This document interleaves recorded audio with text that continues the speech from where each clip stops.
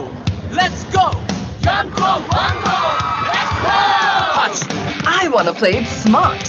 Yanko, Mango, let's go! a brand new start. Yanko, Mango, let's go! Hutch, I want to fly. Yanko, Mango, let's go. Give great a try. Live your best life every day with the Smart Network. Hutch, go smart.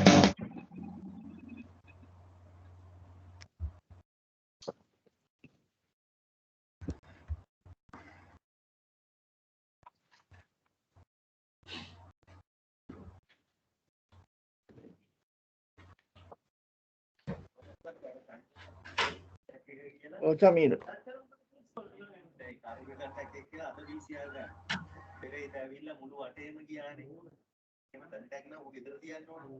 ඒක මං කිව්වා.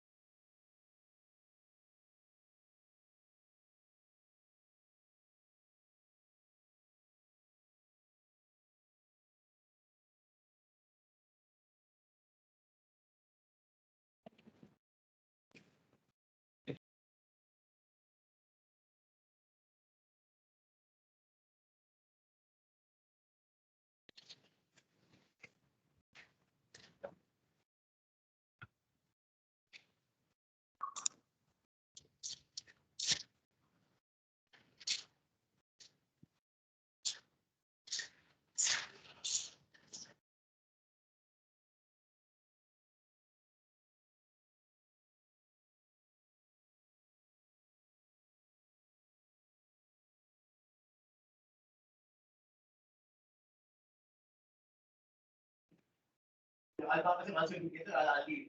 And then there is food shortage. No, why not? Because Definitely not for UNI. no, but the whole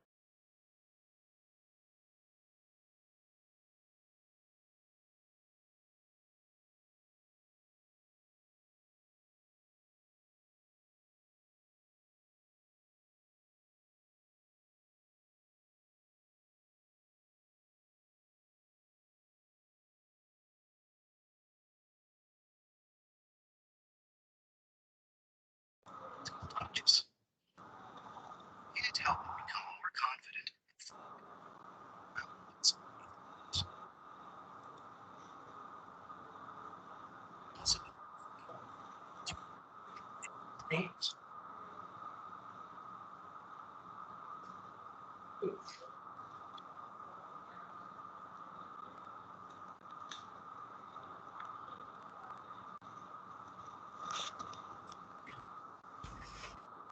Anil, it has shifted to Friday. Good morning, everyone. Good morning.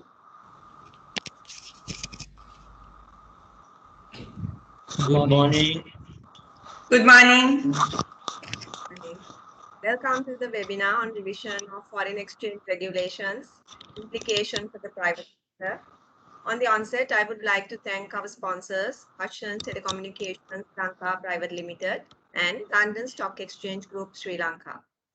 Without further ado, I would inform everyone of the house rules. Kindly switch off your cameras and mute your mics. Only the speakers will use their audio and video for their presentations and dialogue. Questions from the participants will be taken only through the chat box. Please type your questions in the chat box. A recording of this meeting will be shared after the conclusion of the session. I now welcome Rifka Ziad, Director, Tax and Regulatory of KPMG, to take over and commence the session. Rifka, over to you. Thank you very much. A very good morning to everyone who has joined us today. While thanking the organizers, the Chamber of Commerce for inviting me. I would like to take the pleasure of welcoming my eminent panel, comprising of Dr. Vikramasinghe, Director, Department of Foreign Exchange, Central Bank of Sri Lanka. We have Manik Bandara, Head of Compliance, NDB. We also have with us from the Department of Foreign Exchange, Mr. Prasanna and Miss Kamaleen, who are well known and who you would know when you look at the panel that we are going to have a fruitful session.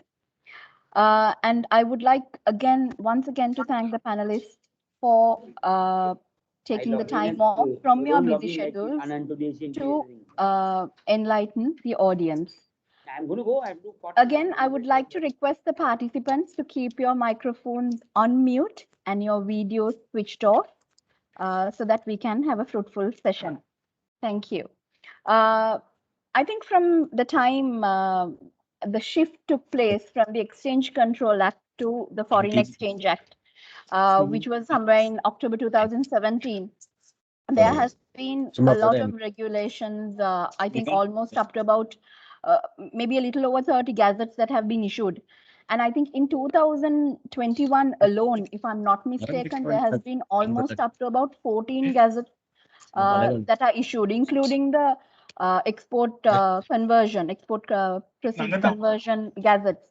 So if you see time to time, there has been changes, and which is why it's important for all of us to be up to date.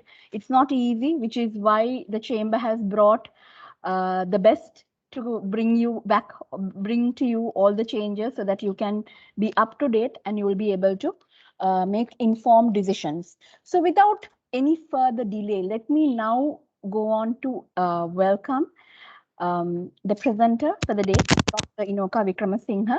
Let me give a brief intro. She has achieved so much, but let me give a brief intro before she starts off. Dr. Vikramasinghe has served as the Additional Director of the Legal and Compliance Department from February 2019 to May 2021. And now she is the Director of the Department of Foreign Exchange. She has a PhD in economics and obtained her Masters of Law, Masters of Labor Studies, and Bachelors of Law degree from the University of Colombo. She has acquired several qualifications in the area of international affairs and compliance, where she holds a diploma in international affairs from Bandaranaike Center for International Studies. Dr. Vikramasinghe is an attorney at law and called to the bar in the year 2002. She's a life member of the Bar Association. She is one of the senior lawyers of the Central Bank of Sri Lanka who possesses sound knowledge and long-term experience in the legal and compliance sector. I need not say this, she's an excellent presenter and one of the most valuable resources of Sri Lanka, and who has 20 years of working experience in the banking sector. Let me please invite Dr. Vikramasinghe to start the presentation. Over to you, ma'am. Thank you so much, Rifka. Good morning, ladies and gentlemen. It gives me a great pleasure to be with you this wonderful morning at the webinar organized by the Ceylon Chamber of Commerce on the theme of revision of foreign exchange regulations, implications for the private sector. On behalf of the Central Bank of Sri Lanka, I, Director, Department of Foreign Exchange, extend a very warm welcome to all participants of this webinar. At the outset, I would like to extend my sincere gratitude to the officials of Ceylon Chamber of Commerce inviting me to deliver this keynote speech on revisions of foreign exchange regulations and consequent implications of such regulations to the private sector of the country, in line with the existing foreign exchange regulatory framework of Sri Lanka, established under the Foreign Exchange Act No. 12 of 2017.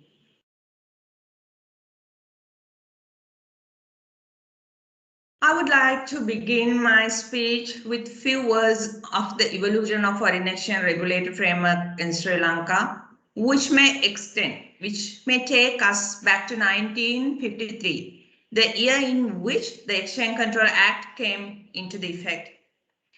In 1994, Sri Lanka has liberalized all the cross-border current transactions, which is a major milestone in this country, while relaxation of all rules and regulations on foreign ownership of equity, up to a considerable extent in Sri Lanka to attract foreign direct investments into Sri Lanka.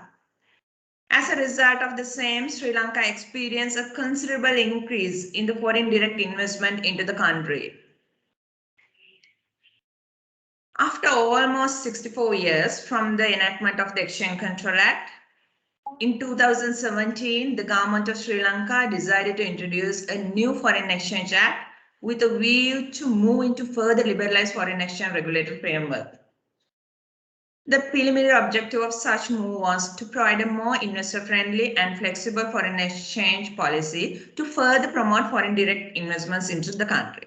The Foreign Exchange Act, on the face of it, it has the intention to graduate from a controlling regime to a facilitating regime. The preamble of the Act says it is an act to provide the promotions and regulations of foreign exchange in Sri Lanka. And also I should tell that all the powers under the Foreign Exchange Act is vested with the minister. So we have to act in accordance with the guidance of the minister. Actually, that we are doing an agency function on behalf of the government. Foreign exchange control is the agency function. So we are working in accordance with the directions given by the minister. Actually, the prevailing foreign exchange regulatory framework has introduced with the intention of having smooth path for foreign investors to invest in Sri Lanka and to carry out related capital transactions, as well as Sri Lankan corporates to welcome loans and investments in debt securities from the non-resident investors, and especially by way of simplified and well-defined procedures and channels for fund movement across the border within the country. However, the Central Bank of Sri Lanka, with the collaboration of Minister of Finance, are committed to continuously review the applicability of the validity of these foreign exchange regulations and directions for the development of the foreign exchange market of the country. Actually, with the introduction of 2017 Act, we have issued set of regulations under the Foreign Exchange Act, but we have identified several hindrances and issues related to the previous regulations issued under the Act. Thereafter, we have gone for a revision. So in March 2021, we have issued a set of regulations revising the previous regulations, and this is listed out here. You can see, if you want. Yeah, if you want, you can go obtain it from the review it in our website, that is www.dfe.lk. All the regulations and directions issued under Foreign Exchange Act are available in our website. If I simply explain what are these regulations, actually recently we have issued 5 regulations. That is regulation number 1 of 2021. It is on outward remittances, outward investments by residents. And regulation number 2 of 2021, it discusses about the inward investments by non-residents. If I simply say foreign investment in Sri Lanka. And also regulation number 3 of 2021, it discusses about the outward remittances by migrants. And regulation number 4 of 2021, it is explain all other miscellaneous aspects comes under the Foreign Exchange Act. Other than that, we have issued another one regulation, that is regulation number 5 of 2021. It discusses all about accounts related to the Foreign Exchange Act. It explains opening and maintaining of these accounts. And apart from that, under these regulations, we have issued several directions to the banks explaining what are the procedures, what are the requirements that banks should comply. Apart from that, we have 2 specific orders issued under the Foreign Exchange Act. That is order under section 8, that is explained about the holding and possession of foreign exchange and the declaration requirements. And also we have issued a order under section 31. It determines the residential status of a person. And apart from that, I should tell that we have recently issued few orders. Actually, those are temporary orders that is issued under Section 22. I will discuss those regular orders at the latter part of my presentation. Further, we observed that there are many emerging opportunities for business sectors in Sri Lanka, and it was our intention to create best environment for the business experience and make use of such opportunities for enhancement of business as well as overall economy. If you look at I'm grateful if you don't interrupt my presentation because it was taken into control by someone else. I couldn't see that.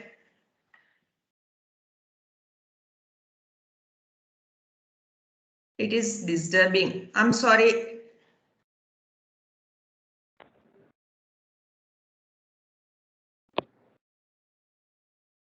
Let me upload my presentation again. Please don't interrupt the presentation because I can't review my presentation because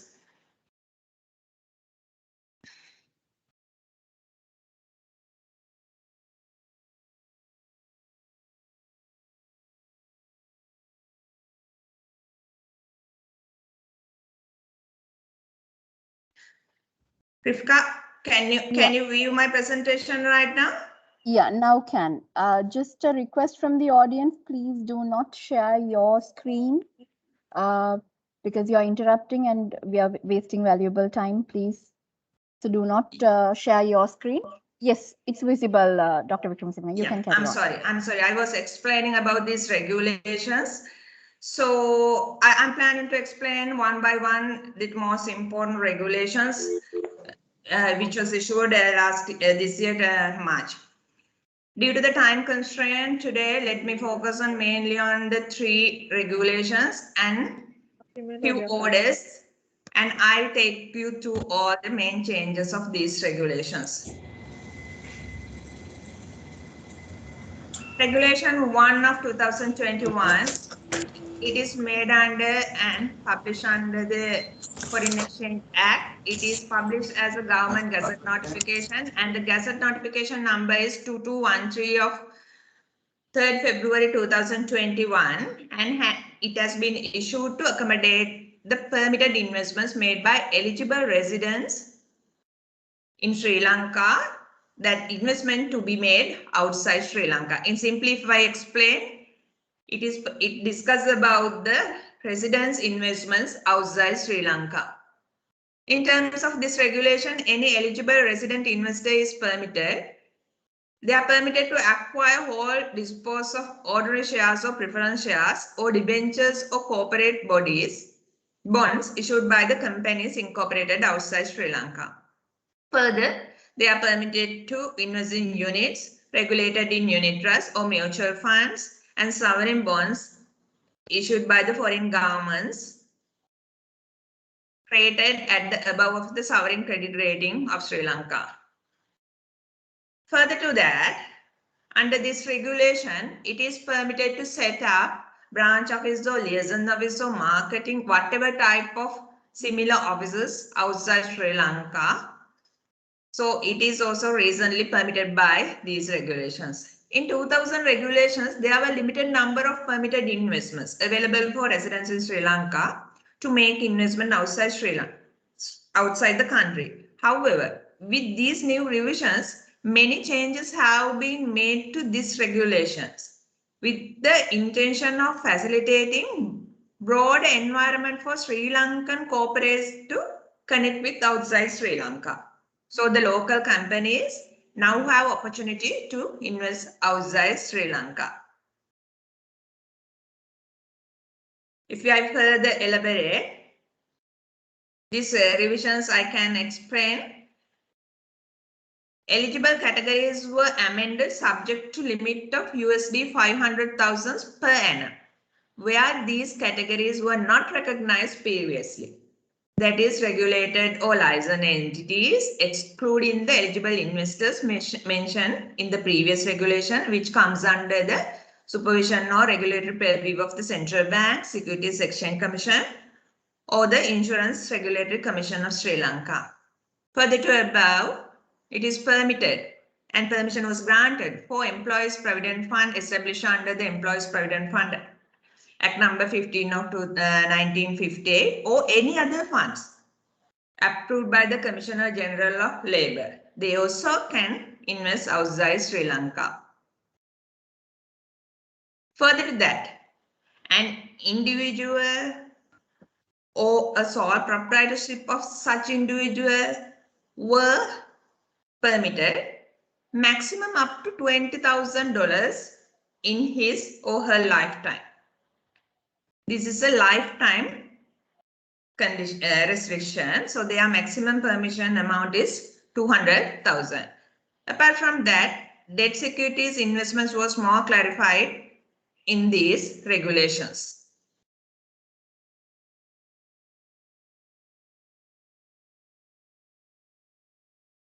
Apart from that, the investments listed out in this slide is exempted from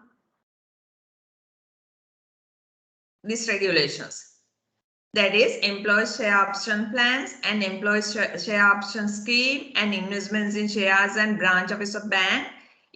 If it is a regulatory requirement, this is exempted requirement, and also introduced to obtain clearance for lump sum payment by employer for ESOPs or ESOPs, and allowed individuals to be reinvest under the ESOPs and ESOPs if the prospects requirements are the same. disconnect. And under this regulation, it is allowed to receive the proceeds to the credit of personal foreign currency accounts. If I explain further, if any person invested via this ESOPs or ESOPs, they are permitted to receive that's funded to the credit of personal foreign currency accounts. Apart from that, immigrants who invest prior to the migrating to the same country, the amounts so invested will be subject to the migration allowance. If I simply explain, the migration allowance is 200,000. If that person is allowed, has already invested in 100,000, he is permitted to take out only remaining balance of that amount, that is 100,000. And also corporate guarantees were permitted for the facilities obtained from the investee. And also pledging of shares is allowed, which was new policy measure. Further to above, few more new conditions were also imposed and it is listed here. And under that, a company whose past record were available at least for last 3 years also permit good, if they have good past records, they can invest overseas. And also board of directors were liable to provide the progress of the investment so far made to the Department of Foreign Exchange. And also CFA analysis were also permitted to evaluate the performance. Any outward remittance in respect of the previously mentioned permitted investments shall be made through the outward investments account. That means every investment outside Sri Lanka should be routed to the outward investment accounts. That is a procedural requirement. As I mentioned you earlier, OIA plays a major role in terms of the mechanism of channeling investments made by resident investors outside the country. Therefore, I wish you to make such investments. It is important to clearly understand and be aware of the terms and conditions applicable to them.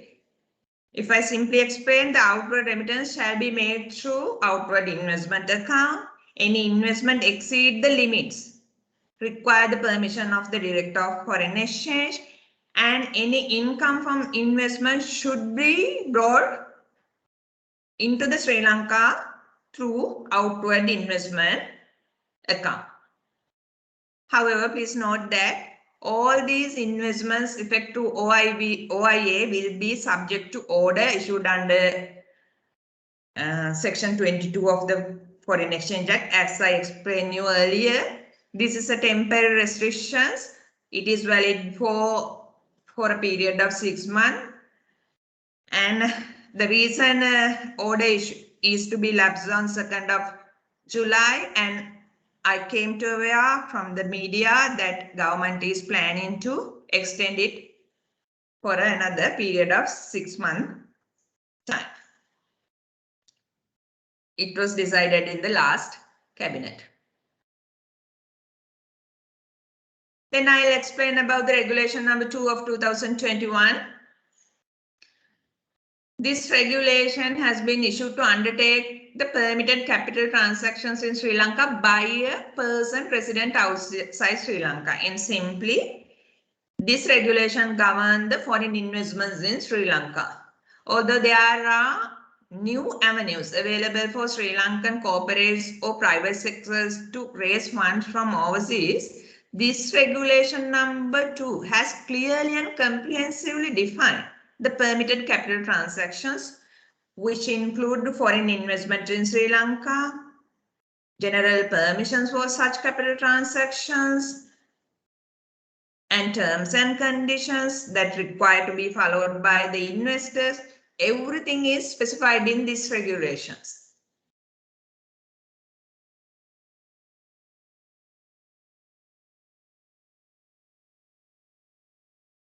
In order to present this in more convenient manner, I would like to summarize permitted capital investments or the options available for corporates at the present. They can issue debt securities, excluding listed debt securities, with a tenor of 3 or more years in designated foreign currency or Sri Lanka rupees. Further, they can issue listed debt securities without being subject to any other tenor requirement. Further, they have ability of converting loan or debt securities into ordinary shares prior to 3 years. And also they can facilitate investor to have granted a loan or invested in debt securities of non-listed securities. And also they can obtain loans in designated foreign currency or in Sri Lanka rupees with a tenor of 3 or more years. And also corporate which have foreign earnings have ability to obtain loans with a tenor of less than 3 years. If you need more information on these areas, we can discuss at the end of this presentation because my colleagues are here who is handling these subjects. So we will be able to give more clarity on these areas. As a result of new revisions, the corporate in Sri Lanka can now directly get down to the borrowed funds to the external commercial borrowing account or a business foreign currency account depending on the tenor of the loan and servicing the same. Now it is not made mandatory to route loan proceeds through IIA. So in simply if I explain, they can credit loan proceeds into external commercial foreign borrowing account or business foreign currency account based on the tenor and based on other requirements. Further to above, overseas companies incorporated in Sri Lanka as a branch office or project office has the ability to obtain loans from parent company incorporated outside Sri Lanka in designated foreign currency or Sri Lanka rupees. Now I hope that all of you have a clear understanding on the new accounts that made available under the revised foreign exchange regulations to facilitate foreign exchange borrowing requirements of Sri Lankan corporates to strengthen and expand their scope of business with the outside world. If you go for the mechanism of channeling fund, in summary, I can say like this. The investments in equity should be made through inward investment accounts. For loans, the routing of funds through IIA is not mandatory. However, if the lender is willing to open an IIA, they may do so. But according to the nature of the borrowing, it can be varied, such as if it is a long-term loan that could be routed through exporters ECBA, external commercial borrowing account of the borrower, or if it is a short-term loan, they can route it through BFCA, business foreign currency account.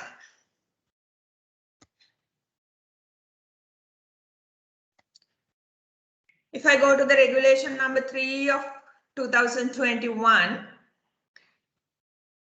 it is related to repatriation of funds by immigrants.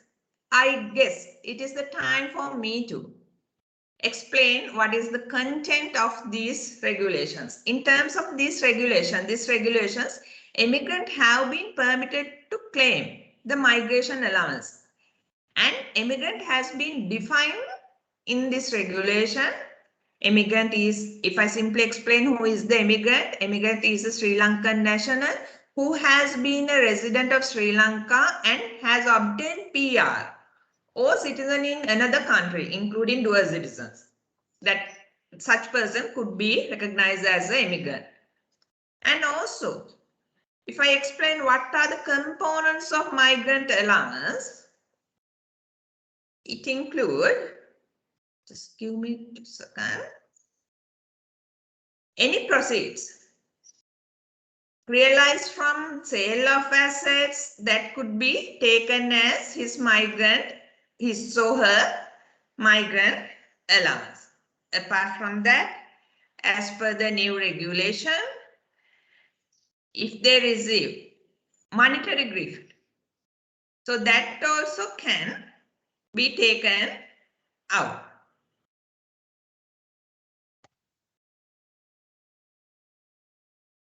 Just give me 2 seconds. There's a technical error.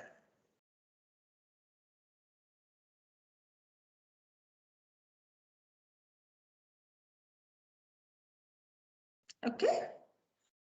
Under the migration allowance, an initial migration allowance of a person is 200,000 USD. That is, any person who is above the age of 18 years old, he or she can take out 200,000 as initial migration allowance. And also, they can take an annual migration allowance of 30,000. If he has already taken out that 200,000, they can take out 30,000 annually. The first such annual allowance is transferable after lapse of 12 months from the full utilization of initial allowance.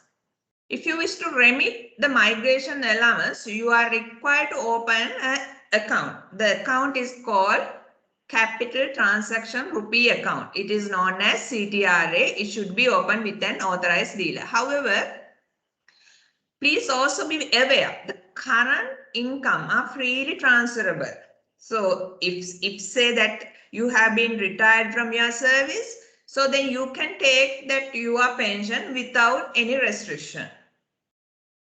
And also it includes dividends, pension, rent, lease rental, superannuation benefit, everything you can take out without any restriction.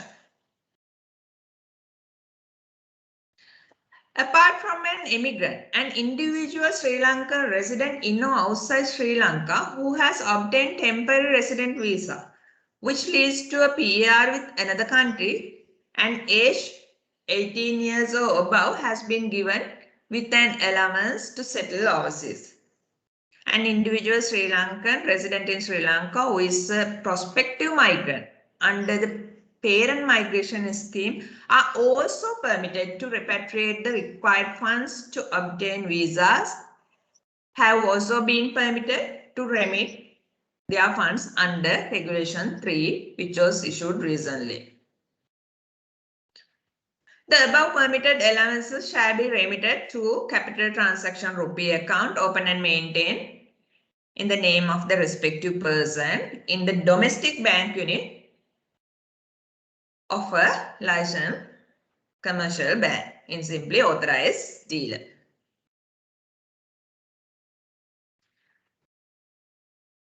The other major revisions made in terms of regulations number 3 are if there is a requirement to segregate your income based on the source of funds as a requirement of immigrants country. This also have been facilitated through a new account, namely Immigrants Remittable Income Account, ERIA, with the authorized, which is open with the authorized dealer or restricted dealer with whom the CTRA is open and maintained. Apart from the CTRA, through which allowance are claimed, all the CTRAs which are maintained by such immigrants has been redesignated and continued as NRRA, non-resident rupee account. It is a savings. It could be maintained as the savings or current account. Further, permission have been granted under the same regulation for immigrants to invest in Sri Lanka out of the funds held in such NRRA. The new revision have facilitated the immigrants to claim their migration allowance while streamlining the monitoring of such foreign exchange transactions. It means, if I simply explain, we are monitoring all these transactions closely.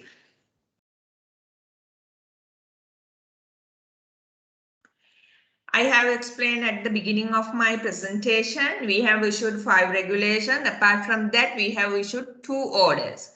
One of these 2 orders is the order issued under Section 8. This order has been issued specifically on holding foreign exchange by persons resident in Sri Lanka and also for the non-resident persons resident in Sri Lanka. Order 8 has been allowed any person in or resident in Sri Lanka to retain in his possession foreign currency notes up to USD 15,000. In simply, if you have gone abroad and if you have balance amount, so you can keep USD 15,000 in your hand. However, such foreign exchange represents unutilized part of foreign exchange, which has been obtained from an authorized dealer or restricted dealer for travel abroad. Payment received overseas, again, supply of goods and services or from any other legitimate source, that also can be kept in your hand. And also foreign currency notes withdrawn from PFCA, that is personal foreign currency accounts, or BFCA, business foreign currency accounts, would also be kept in your hand. At present, now it has been permitted to credit the unutilized travel allowance in your possession to your personal foreign currency account. However, non-residents can hold any amount of foreign currency acquired while they are in abroad or withdrawn from foreign currency account.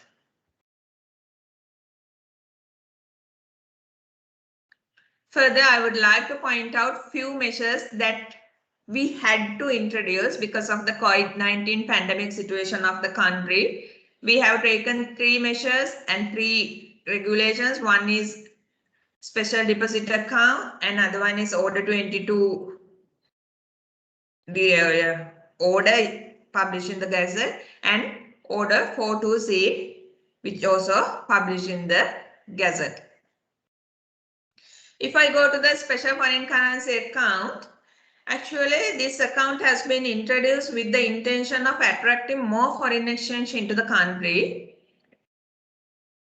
As per this account, any Sri Lankan individual resident or in or outside Sri Lanka, including dual citizens, citizens of other states with Sri Lankan origin, or any person resident outside Sri Lanka, including funds, corporate bodies, associations, or any other well-wishers. That means any person can open and maintain this special foreign currency special deposit account.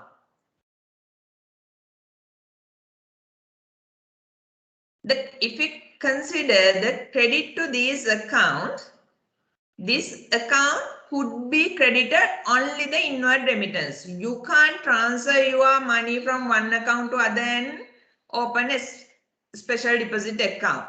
strictly inward remittance through banking system during the 24 months received from 8th April 2020 to 7th April 2022 could be credited into this account. It should be declared fund. If it is a hand carry fund, so it should be a declared to the Sri Lanka custom. And the type of this deposit is it's a term deposit. If you require, you can maintain as a savings account as well. So if we discuss about the interest, apart from the normal interest given by the commercial bank, or in other words authorized dealer, additional interest of 1% is given by the government for a deposit which has maturity period of 6 months. If it is 12 months fixed deposit, they can get additional 2% from the government as an additional interest for these accounts. This is the most significant feature of this special deposit account because SDA holder have ability to enjoy a higher interest in their term deposit than the rate offered to the normal term deposits in foreign currency maintained in Sri Lanka. If we discuss about the repatriation of funds is freely permitted. It is freely convertible and repatriate outside Sri Lanka on the maturity of term deposit. Actually, now it was last April, it was expired that 2% requirement. So we have gone for the cabinet to obtain the approval. So I think that we will get this approval by today,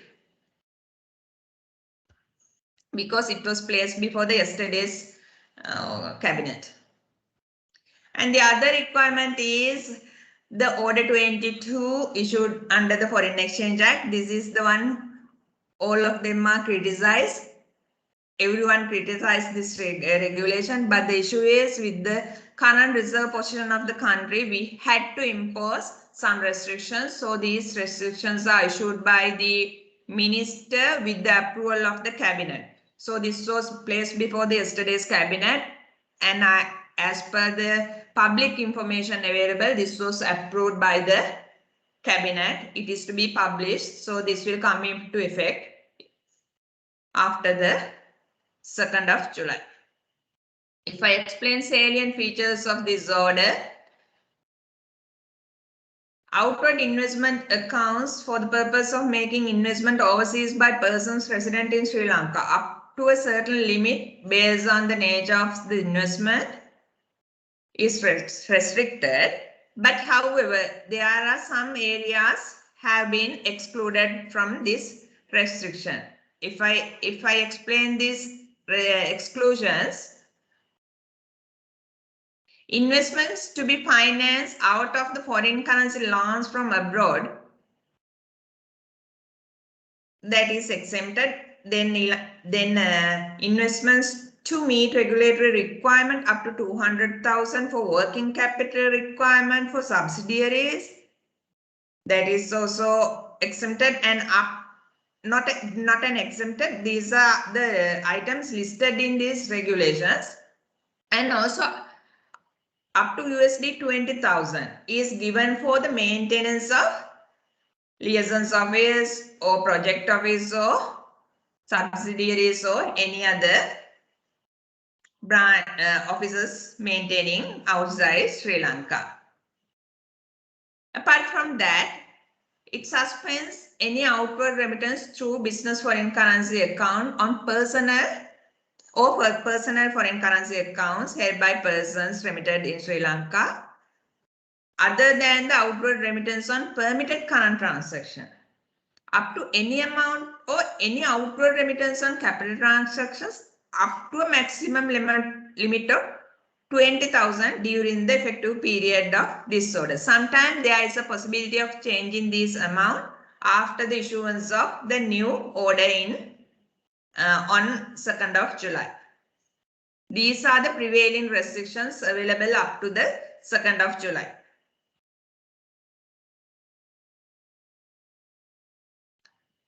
Limits, apart from that, immigrants who have already claimed migration allowance, they can claim only 200,000. If it is a first time claimer, he can take out only 30,000 USD from the country. If I simply explain, if you are a first time migrant, earlier you were eligible to take out 200,000.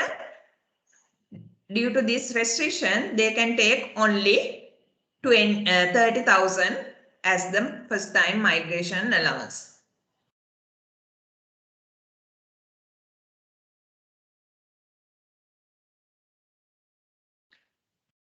However, special permission from the Monetary Board could be given for some areas. Even though I explained this Order 22 now, there is a possibility of changing these requirements after 2nd of July. That's why I'm reiterating this one again and again. Apart from that, we have issued another order. It is the order issued under Section 4(2)(c) of the Foreign Exchange Act. As per this order, this was issued recently, that was issued on 25th May 2020, and this accommodates companies incorporated in Sri Lanka under the Companies Act number 7 of 2007, being a parent company, to obtain loan in compliance with Regulation 2 and sublend it to its subsidiaries out of the proceeds of such loan. If I simply explain, if a parent company obtain a loan from outside Sri Lanka, this amount could be sublended to their subsidiary companies. Further, as a corporate who may eligible to grant loans in terms of this order shall be aware of the terms and conditions stipulated under this regulation. Therefore, I have in point from highlight main conditions. Repayment shall happen in foreign exchange earning of the company. If I further explain, if it is a subsidiary company, so subsidiary if that subsidiary company obtain a loan from parent company, that repayment should be done in a foreign currency. That subsidiary company is not in a position to repay it by converting rupees. Further, the proceeds of the foreign currency loan so obtained from the parent shall be credited to the special foreign currency account. For this purpose, we have introduced the special foreign currency account. They have to credit that loan into the special foreign currency account introduced by the Foreign Exchange Department.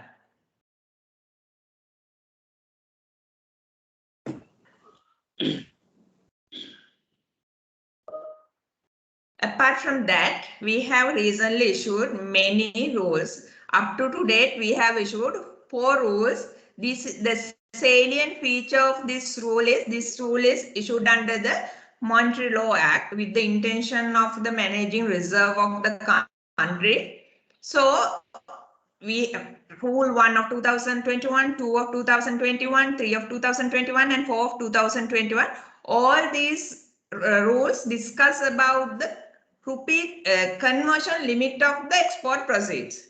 Earlier, this was imposed a requirement 25% of total export proceeds should be converted into rupees. Then it was reduced again to the 10%, and again it was reimposed up to 25%.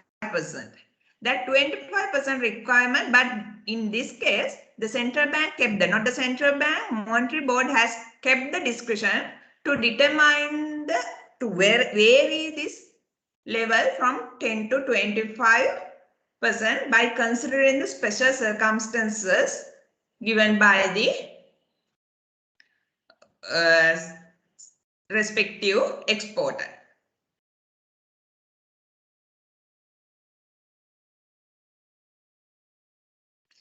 At present, the prevailing rate is all the exporters should convert 25% of the export proceeds that they receive. And also very recently, we have issued the direction number 24 of 2021, that is to address the hindrance of a previous regulation, previous direction issued by the Foreign Exchange Department.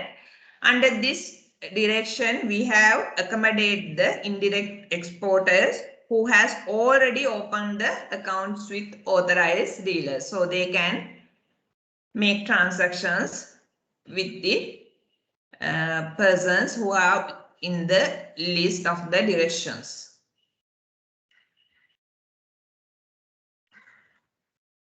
Finally, before winding up my speech, I would like to say that as the Department of Foreign Exchange, we cannot achieve the objectives of these revisions only by ourselves. You being the corporate sector has a major role to play in this regard. We have noticed that there are many queries raised from the corporate sector and the banking sector, which have been clearly states in the new set of regulations. Therefore, I kindly request you all to enhance the awareness of your staff about these new regulations and rules. Otherwise, it will be very difficult to implement this regime, because with the due to prevailing situation of the country, we have to change these rules and regulations from time to time, and we update it in our website. Please study these regulations and act accordance with these rules and regulations. It's a humble request from the side of the Foreign Exchange Department. Further, I would like to say that we have paved the way for Sri Lankan corporates to welcome investments from foreign investors and make investments outside Sri Lanka, and it's your duty and responsibility to make use of these relaxations introduced by the central bank. Also, even during the pandemic, we have tried our level best to accommodate as many as possible opportunities with the given framework and the resource constraints that we face due to the pandemic. But we have given all the support to all the sectors. And so I invite all the private sector corporates who are here with us today to go through these regulations and get the maximum benefit of these regulations. Again, I would like to reiterate that it is available in our website, that is www.dfe.lk. I trust this session has enriched and equipped you with useful information with regard to today's theme, revisions of foreign exchange regulations and consequent of implications such regulations to the private sector. Thank you so much for listening to me, and have a nice day and stay safe. Thank you. Thank you, Dr. Wickramasinghe. A wonderful presentation.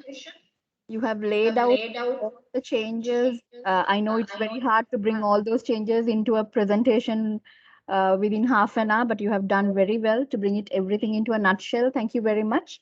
Now, I would like to invite all the panelists. I think Ms. Manik Bandara already, I think she has switched on the video. I would like to request everyone, all the panelists, to switch on their videos so that we can move on to the panel session. We have Shanaz Kamalin with us. We also have Mr. Prasanna.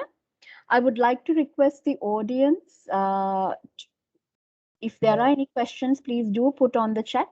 And Ms. Wickramasinghe will also stay on the panel as well. So all your queries, we can get it clarified.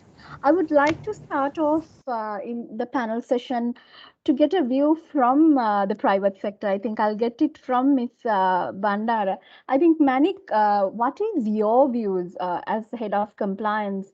You would have gone through these changes and you would understand some of these changes, why it was done. What is your outlook of the changes? What has it provided to you? And what is there anything else that you were expecting which should be done, which is still pending? Just give us your view on it, Manik.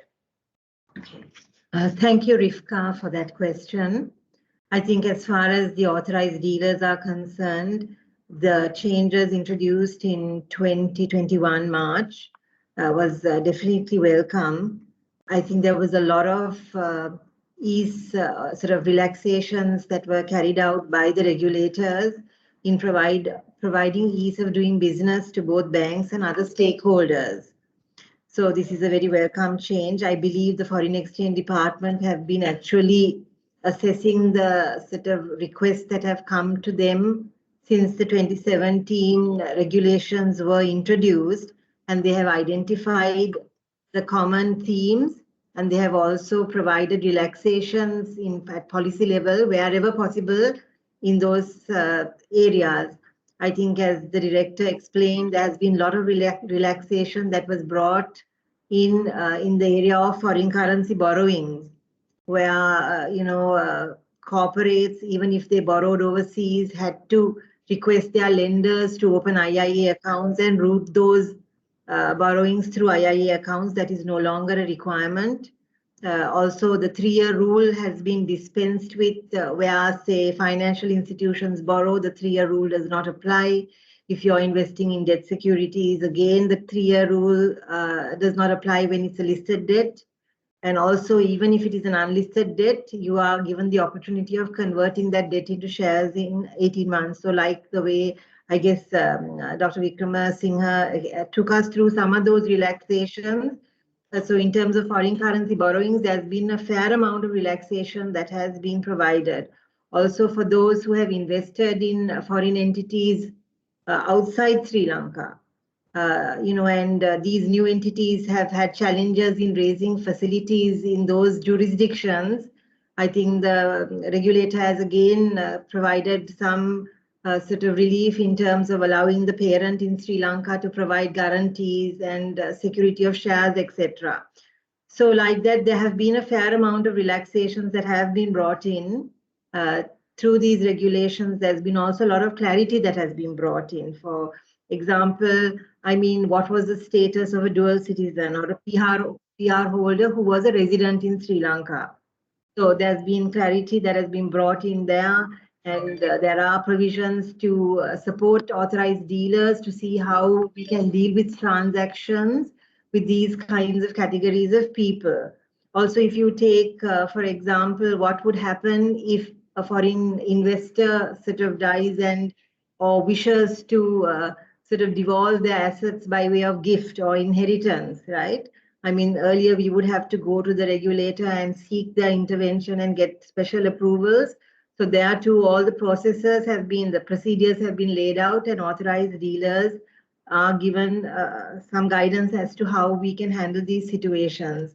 Then definitions such as who is a migrant and who are the immediate family members who can do these transactions.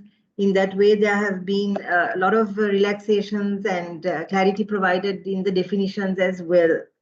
Also, Sri Lankan employees employed abroad, they have recognized the fact that, Sri Lankans who have left the country for employment only and have not migrated have a different sort of status in foreign exchange regulatory framework.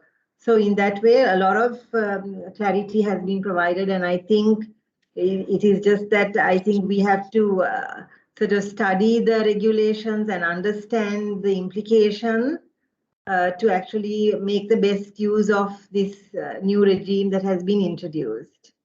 True. Thank you, Manik. I think that was a wonderful roundup, because one of the main key things under FIA was the fact that the authorized dealers were empowered. And now I think with more clarity, a lot of changes have been brought in, if you see, even in relation to the current account transactions, to clarify things, which is, I think, a warmly welcome, and it's good to be heard, isn't it? So, and they are doing the changes. So that's a wonderful thing. I think kudos to the Department of Foreign Exchange for taking these things into consideration. I would like to move on. I think one of the biggest changes that I see is the fact that borrowings, now we've always fixed with, okay, more than 3-year tenor loan. But now I think borrowings has been now expanded. So I think we have one question from the audience. I'll take it, and I want to just elaborate on that area a bit. There's a question, I think maybe Dr. Wickramasinghe or Shahnaz can take this. Can local parent borrow US dollars and lend it to foreign subsidiary? Is that possible? Rivka, I think I'll take up that question.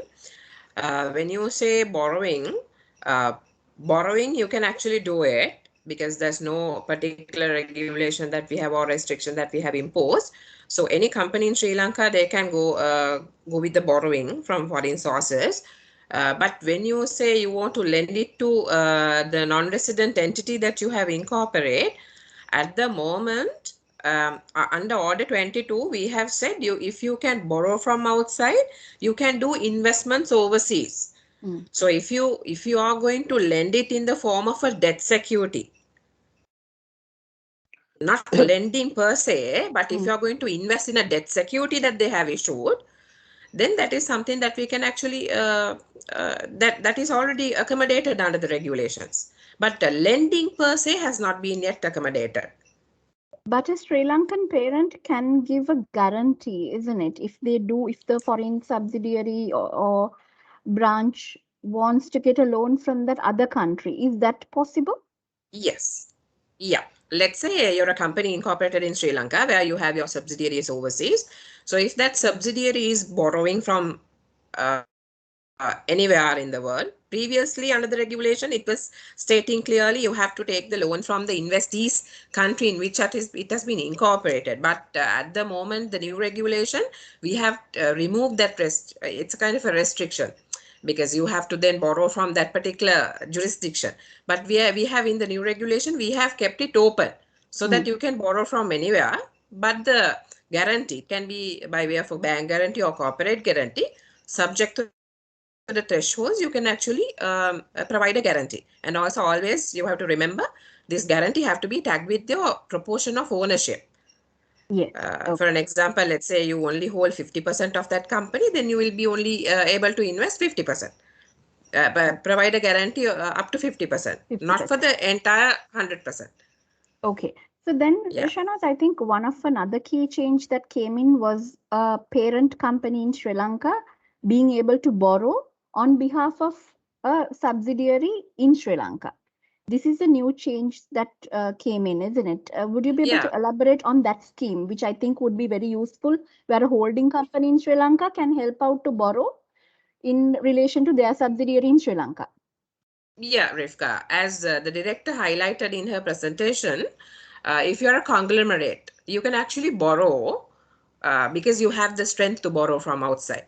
So you can actually go for a borrowing. It can be a large amount where you can be the face of it at the time of borrowing. So you will be the borrower and the lender will be actually giving you the funds. And then out of those proceeds, you can actually sublend, because there's an order that we have issued under section 4, subsection 2C, where the foreign exchange transaction between residents have been accommodated for this purpose. So if you actually go through this gazette that we have issued very recently, I think it's May 25th, if I'm not mistaken. So just go through that gazette where we have said the borrowing have to happen under the regulation 2. For an example, if you're a company, if you want to borrow, you can borrow up to as long as the tenure is 3 or more years, you can go ahead with the borrowing. So you just borrow it and get down the money into your external commercial borrowing account. And then under this order 42C, we have laid down the conditions that you have to adhere to. So those funds that you have borrowed, which are in your ACBA, can be given to your or can be sublent to your subsidiaries incorporated in Sri Lanka. So they can actually make use of these lending from their parent company for their operations in Sri Lanka. Okay. So the terms and conditions have been clearly set out in the regulation, Rivka. If someone is interested, they can actually refer to the regulation. I can give you the number. It's 2229/5, which was issued on 2021, May 25th. That is there in the downloads if you go to the website. Okay, thank you, Shanaz. Dr. Vikramasinghe, just another question that a lot of people ask from me in relation to foreign currency employee emoluments. Can a Sri Lankan resident export company, which has a BFCA, a business foreign currency account already, can they use their own foreign currency to pay their Sri Lankan resident employees in foreign currency? No, it is not possible, Rivka. Transaction between two residents should be in Sri Lanka rupees. So if it is, unless there is no specific agreement by law, it is not permitted. So if it is a company in Sri Lanka, that company should make payments to its employees in rupees. Okay, thank you. Another question, I think from the audience is in relation to the BFCA, I think the restriction of 20,000, is it applicable per transaction or in total? I believe it's in total. That is for the capital transaction to be made out of that funds. BFC only for that is for the capital transactions. Am I correct, Chanas? It is the restriction only for the capital transaction that is up to 15,000. Now it's 20,000. Now it's 20,000 and after 2nd of July, there is a possibility of changing that. Yeah. Oops. Okay. So, yeah, Rivka, it's like this. If you have a BFCA account, each account will not qualify for this $20,000 capital payment outside. If you have dollars in your account in the BFCA or PFCA, being a resident, you can actually utilize for your current transactions outside. There's no limit for that. But when it comes to capital transaction, that is a limit that is given to that particular person. So let's say a company or a person have 5 accounts, he will not qualify to remit 100,000. It will be a quota for that particular person or a corporate. So then, yeah, that 20,000 have to be utilized in that manner. And also, most of the time, people have misunderstand this particular regulation. They think that if you are sometimes PFCs are maintained by non-residents. So when they go to the banker has said, okay, you can only remit up to 20,000 or you can't do that. So that is not the case. If you're a non-resident, we have not restricted the transaction that you do with the PFCA. Only if you are a resident, your transaction have been only for capital transaction have been limited to $20,000. Okay, understood. That's very clear. Thank you.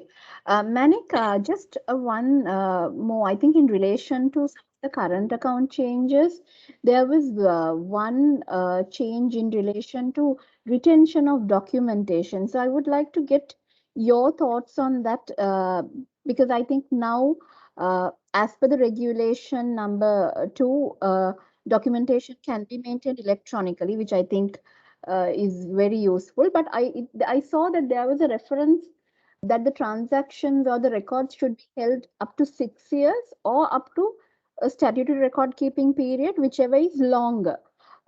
Practically, is there any law? Is there any requirement where you would need to keep it beyond 6 years? Would you be able to just brief on that? So, Rivka, the general record retention statutory period is 6 years. We are required to maintain transactional data for 6 years. However, there are situations and scenarios where we will be required to hold that for longer. And if I can give you an example, if you take, say, investments made through an IIA account, I guess you will have to keep it with you until the investment is divested and for 6 years after that. So like that, there are some special cases where we are required to keep documentation beyond that 6-year threshold. Also, if a transaction is sort of involved in any kind of investigation, court sort of proceeding, in that kind of scenario as well, we will have to hold those transaction documents beyond that 6-year period. Yes. Okay. Thanks, Manik. Another question, I think a lot of interest in relation to the migration per se.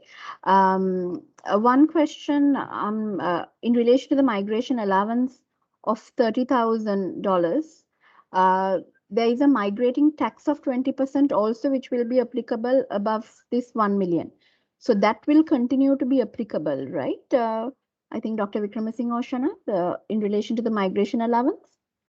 Because if I'm not mistaken, the tax is on any any amount that is being remitted out. So it will apply to the $30,000 as well, right?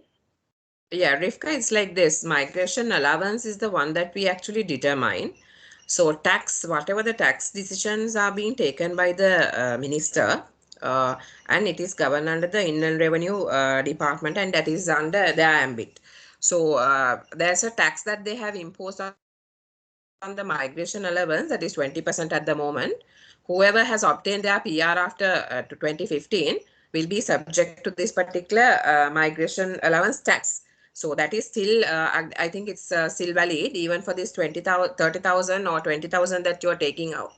It will be subject to that migration tax. The tax, I think they have not yet amended or removed that tax.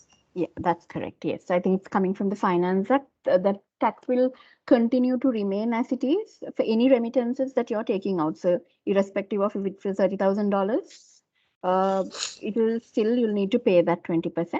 Just on the migration, there was certain other schemes that were introduced in relation to, let's say, for your parents migrating, if you want, you could pay in advance the amounts that are required for visa purposes and then maybe take a deduction. Would you be able to just tell about that scheme? Because if migration schemes are a bit popular at the moment, just brief us on that as well. That's a very new measure that we have introduced through this particular new set of regulations, Rivka. So if a country is giving you parent migration schemes, under that parent migration scheme, if you are supposed to make any advance payments for your visas, at the moment Australia is doing that. So that is very common. So if you have that visa to be paid, that's a quite bulky amount, nearly about $80,000, more than that. So that amount is being paid upfront. So that visa payment that you actually make for migration allowance have been now subject to the migration allowance of that particular parents who are actually migrating. So until they migrated, they have not received the PR. So what we have done is we have allowed them to make the remittance through a banker, but they have to make the remittance through a CTRA. So they open it, and at the time of taking their migration allowance abroad, this amount, particular amount that you pay as visa fees, will be deducted from your eligible migration allowance at that point. So that is the procedure at the moment. Right, okay. There's another question from the audience again on the migration. If an immigrant takes out 30,000 during the period of restriction as initial allowance, can the immigrant take out the balance initial allowance once the restriction is lifted? So let's say a person, yeah. Yeah, I think it's possible because that restriction is applicable only for a period of 6 months. Okay. Once it is lifted, you can carry on all these transactions as you have done earlier. Not only the migration allowance, even that BFC transfers, PFC transfers, whatever the restrictions are there, this is valid only for a period of 6 months. When it's lifted, you can do all the transactions without any restriction. Okay, great. There's again, I think, in relation to foreign educational expenditure, there's a question. Will limits be imposed on foreign educational expenditure? No. I don't think there is any. Okay, all right. It is current transaction. It's freely permitted right now. Okay. Again, on the migration itself, Shanaz, this new account that you all have introduced, I think in relation to if I'm not mistaken, the immigrant remittable income account. But you still have the CTRA also, which you can do the capital and the current transactions, right? So what is the demarcation? Is there a mandatory requirement to open this immigrant remittable account? Yeah, Rivka, it's like this. If you're a migrant, you can actually remit all your migration allowance through that particular one account that you maintain as CTRA. So in the banking system, now you can only have one account for your outward remittances. All the other accounts will be renamed as NRRAs, non-resident rupee account. Other than for these CTRAs, in certain countries, we have heard that the migrants are required to segregate their income, saying that these are my current income and these are my capital proceeds. So if you have a kind of a requirement as such for your tax purpose in the country where you live, then you have the option of opening the ERIA, we say ERIA, Immigrant Remittable Income Account. You have the option of opening the ERIA under the same registration that we issued to the CTRA, and then you can channel all your current transaction through ERIA. So that is not a must. It's only you open it only if there's a requirement from your end. If you don't have any requirement, you just have to maintain the CTRA. But if you have a requirement to segregate your income as capital and current, then you can maintain those two accounts. Other than that, there's no mandatory requirement for you to open an area. Oh, okay. All right. Okay. Thanks, Shanaz. Another question. I think we are moving into the export conversion, the scheme.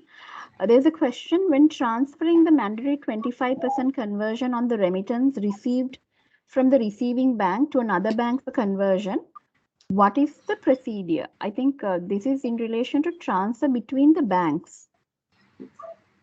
When transferring the mandatory 25% conversion on the remittance received from the receiving bank to another bank for conversion, what is the procedure?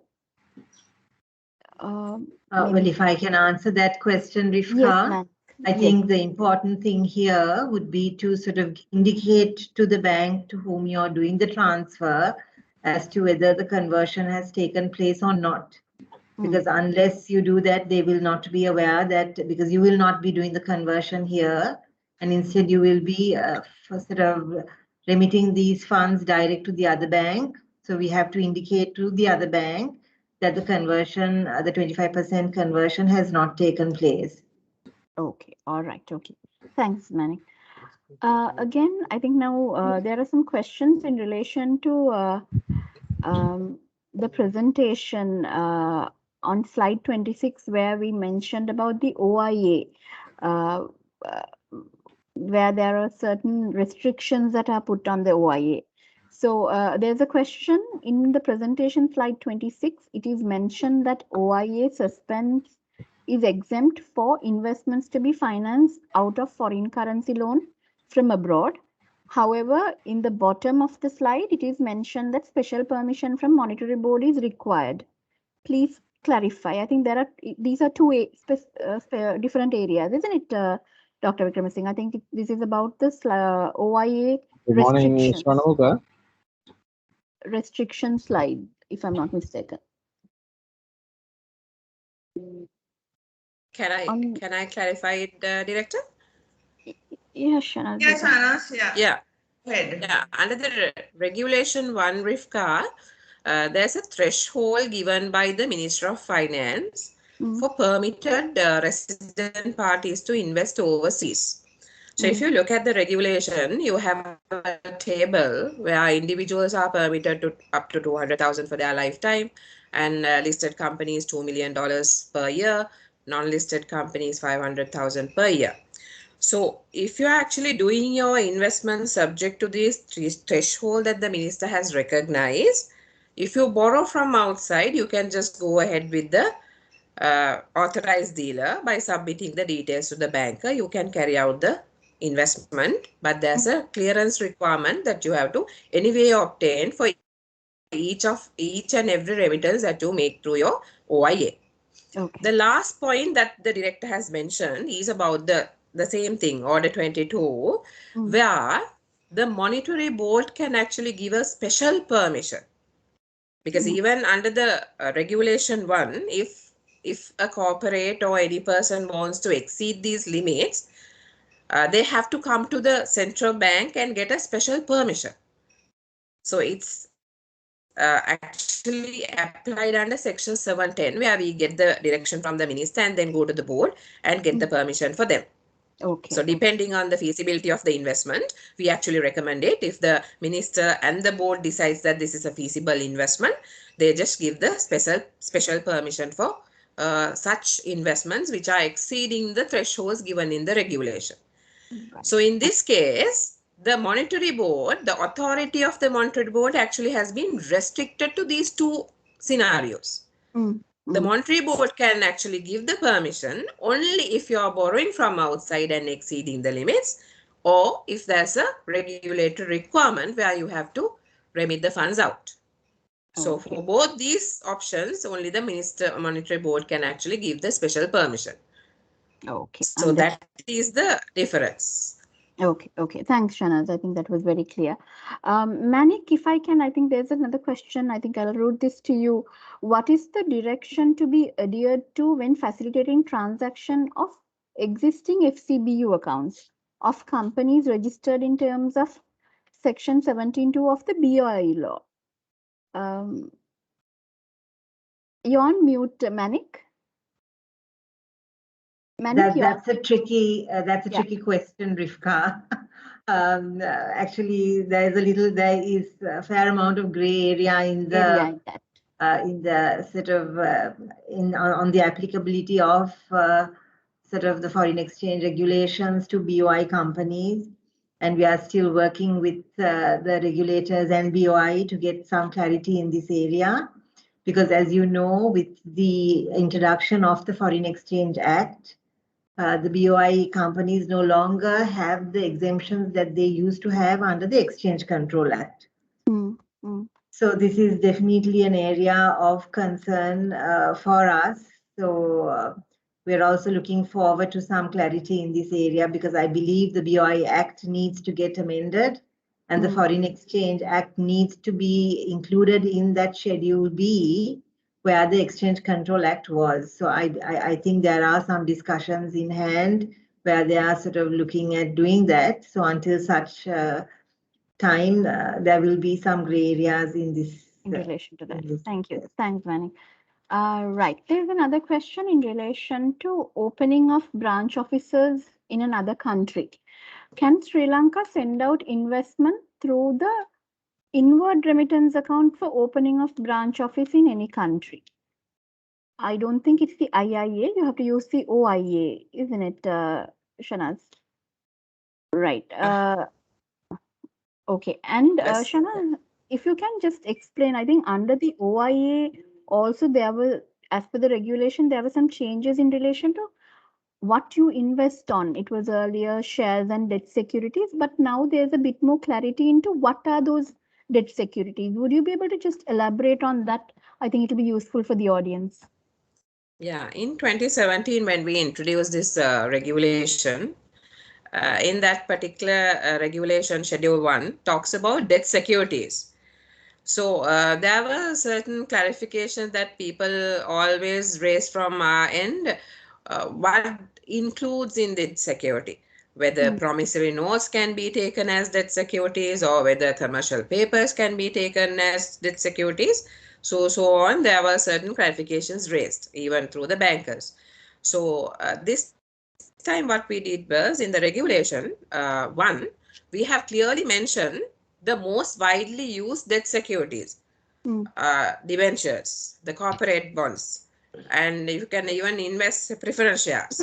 So likewise, we have actually given more clarity on to the instrument in which you can invest. So I think it will be much more useful for the investors. Beforehand, they know exactly in which instrument that I'm permitted to invest.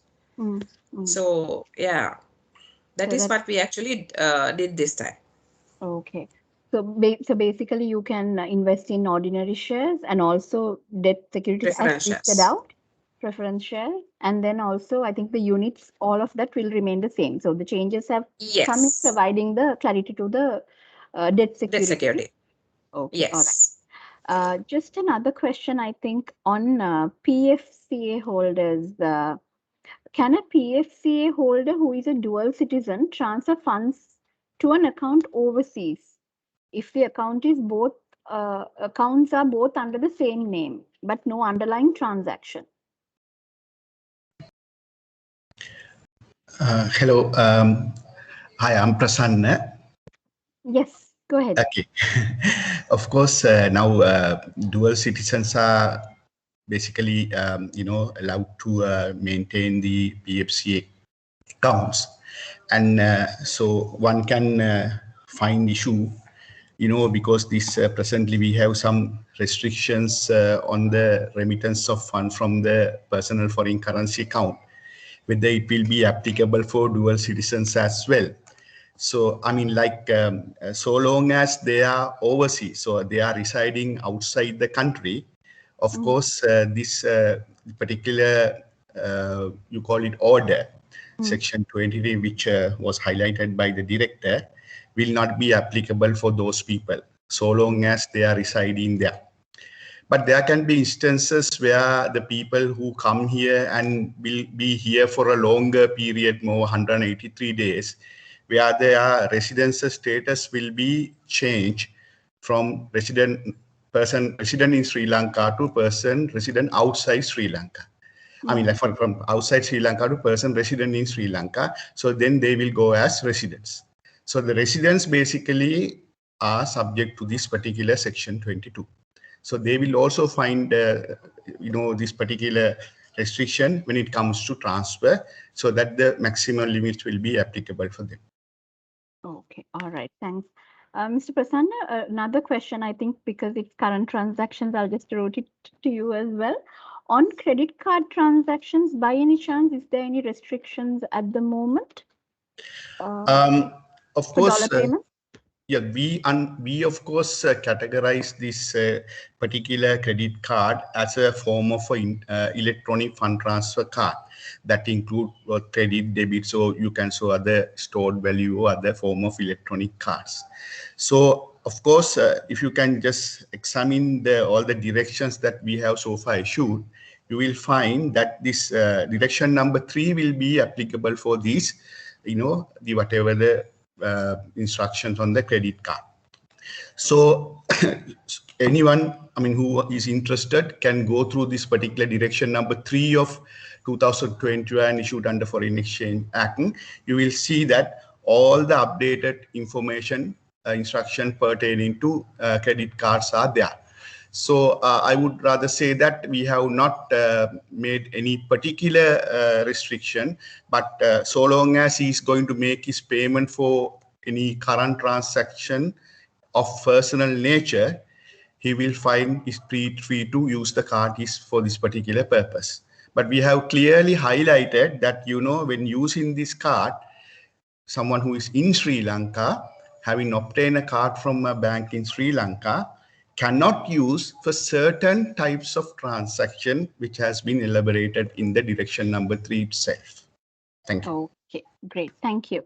Another question, I think we have another 4 to 5 minutes. I'll just try to close up with all the questions. It's again about foreign company. If a foreign company lends to a local company and the loan needs to be paid with interest, can this be paid back on a monthly basis with interest? I don't think there's any restrictions, right, Shanath, in relation to paying back? Yeah, at the moment, Rivka, there's no restriction. As long as your tenure of the loan is 3 or more years, you can actually pay the loan with the interest. Okay. In the new set of regulation, we have said you can equally amortized. So there's no any restriction that I see. Yeah. All right. Thank you.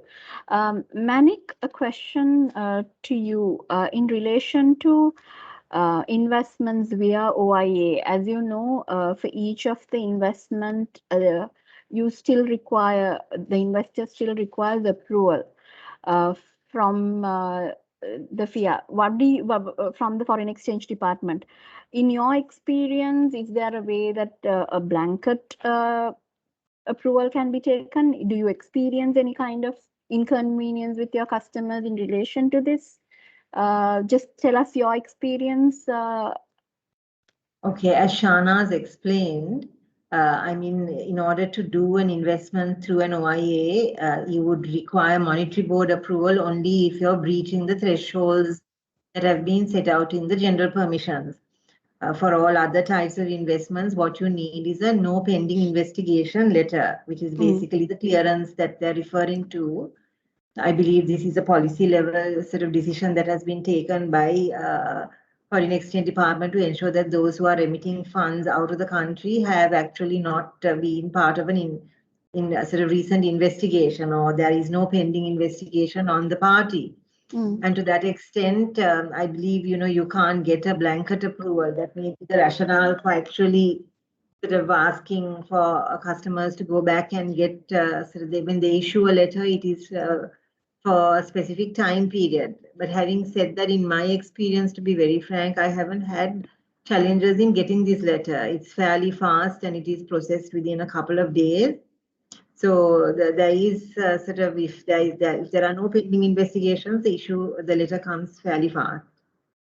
Okay, all right. Thanks, Manik. Thank you for that clarification. Another question, I think I'll take another couple of questions. This is in relation to dividend payments. I think earlier there was a restriction, I think under the previous act, when you are using your brought forward reserves and declaring dividends. Right now, is there any approval requirement? Maybe Shanaz or Dr. Wickramasinghe in relation to dividend declaration from your brought forward reserves?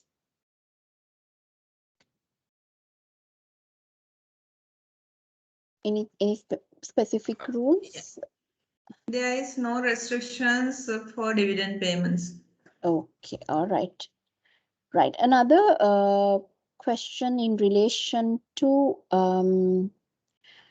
I don't, is there any regulation for cryptocurrency transactions, Dr. Wickramasinghe, at the moment? No regulations. Not at the moment, right? Okay. Of course, can I comment on this also?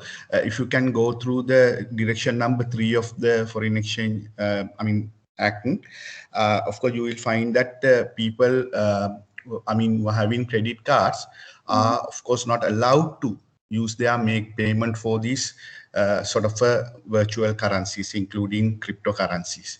And also, of course, my opinion also, that is something that you are making a payment to a person outside Sri Lanka for acquiring this particular virtual asset, which has not been identified as a permitted class of capital asset for the moment. Okay, all right. Okay, thank you. And a question, I think Manik, maybe Manik or Shanaz can take this. If the bank has allowed the customer payment by a Sri Lankan company in foreign currency to a Sri Lankan company, how can the recipient withdraw or transfer such funds to a domestic bank account which is lying in the BFCA? Well, Rivka, the regulations clearly sort of specify the scenarios under which third-party transactions can be done for BFCA transactions. So there is an annex that is also provided in the BFCA regulations, which stipulates the persons to whom transfers can be made, and it's clearly stated that it has to be for a current transaction or for the provision of goods and services. So these scenarios are detailed in the regulation. Okay. And can I make a comment on that also? Yes, if it is I think the question is about the transaction between BFC to another BSC in respect of making payment for purchasing goods and services. Yes, of course. We of course when issuing the regulation, this particular people who were earlier entitled, like indirect exporters, basically they were providing goods to the direct exporters, were not included in this particular Annex 1, which the Manik was talking on. But later on, recently, as highlighted by the director, we of course made arrangement to include this particular indirect exporters, they who provide some goods to the direct exporters locally and receive their payment in foreign currency as an eligible category to receive the payment from the direct exporter. I think, thereafter, they will be able to, enjoy this facility continuously. By way of receiving their payment from the direct exporters, from the direct exporters foreign currency account to the credit of the indirect exporters BFCA, because these people are treated as foreign exchange earners for the purpose of this particular BFCA. Okay, all right. Thank you, Prasanna. So I'm just going to close with 2 questions, and I think I'll start with Manik and then another to maybe Shanaz. Manik, there is a question in relation to these US sanctioned countries to which Sri Lanka still exports, like Iran, Syria. And how do we get funds in private banks not accepting funds from these countries? I think this is a bit of a bigger issue, but if you can just comment on that. Well, Rifka, if I can just comment briefly on it. Yes. Iran and Syria, there are sanctions that are issued. Iran, there are sanctions issued even by the FIU in Sri Lanka. And there are designated people with whom we cannot do any sort of transactions. But the biggest challenge that we face in facilitating transactions with Iran and Syria is that all banks in Sri Lanka use their correspondent accounts, their USD or EU correspondent accounts, which they main with correspondence outside Sri Lanka. So whatever the regulation is within Sri Lanka, those correspondent banks do not have a tolerance or a risk appetite for transactions with these sanctioned countries. And if local banks actually facilitate these payments, we can actually end up losing our entire correspondent banking sort of facility with these foreign banks. So this is very serious sort of consequences for local banks, because we cannot survive without actually having our correspondent relationships in these sort of currencies like the US dollar and the EU. So in that context, we have to be very cautious in facilitating transactions with these two countries that you've just mentioned. Actually, we are not in a position, we cannot. We are restricted. Yes. Thank you. Thank you, Manik. And I will close with this question, I think, Shanaz, in relation to gifts that you may get, let's say, foreign apartments, foreign shares, anything a person gets as a gift, maybe from their parents. What is the requirement from the person who receives the gift? Is that person expected to open an account in order to, let's say, if it is an apartment that that person has got, so for the future he may have rental income coming. What is the first step he needs to do if a gift is granted in a foreign country, he gets an asset? In the regulations, Rifka, at the moment, we have actually recognized this.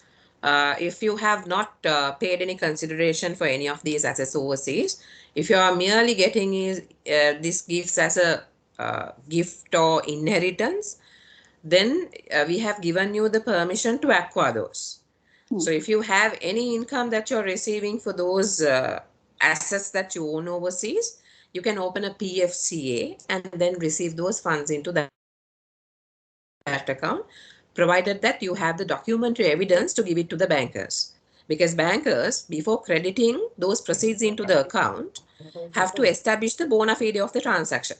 So for that effect, you have to give all the related documents to the banker so that they know exactly what is the underlying transaction and why you are receiving this. Provided that they are satisfied with the bona fide, they can go ahead with the transaction and credit the proceeds into a personal foreign currency of yours. Okay. So that has been recognized in the regulations. All right. Okay. Thank you, Shanaz. You're welcome. Right. So I think with that, we will close this session, and I would like to take this opportunity to thank everyone in the audience also who routed the questions, and you've been very participative. I'm sorry I was not able to take all the questions. I just took which are very general in nature. So the specific ones you may need to talk to your authorized dealer, or you may get in touch with the foreign exchange department. I did not want to go into the very specific ones, but thank you for all your questions, and we did our best to answer. And I think I would like to take this opportunity to thank my Allied panel, and I think they'll be wonderful. They've been answering everything that I've been asking. So thank you so much for your time. And I think Dr. Vikramasinghe had to attend another Monterey board meeting as well, so she did excuse herself. And thank you for her presentation, and thank you, Manik, Shanaz, Prasanna, for all clarifying things. And I think one of the key things that we need to understand is the regulations are in place and it's been updated. Yes, we do have an unfortunate situation of restriction, which I think what we need to be mindful is the rules are set, the foundation they are keep on updating. The authorized dealers are empowered, and there's a lot of clarity in documents as well. I think a lot of reading, and if you take, like they said, if you go to the website, there's a lot of reading we can understand. So I think awareness is important, because what we want also for all of you to be informed of the changes, so that you all make a very well informed decision. Unfortunate restriction is there, but be on the lookout. Let's hope that it will get lifted and we can go back to that. So until that point, just be mindful of the restriction, so that you can plan your outflows, inflows, everything proper. And thank you once again to my wonderful panel. Thank you for your time, and thank you for your valuable inputs. Appreciate it. And with that, we will close. For everybody who's here, stay safe, stay blessed. Thank you so much. Thank you, Rivka. Thank you very Rivka. much. Thank you. Have a nice day. You too. Thank you, Rivka. Thank you.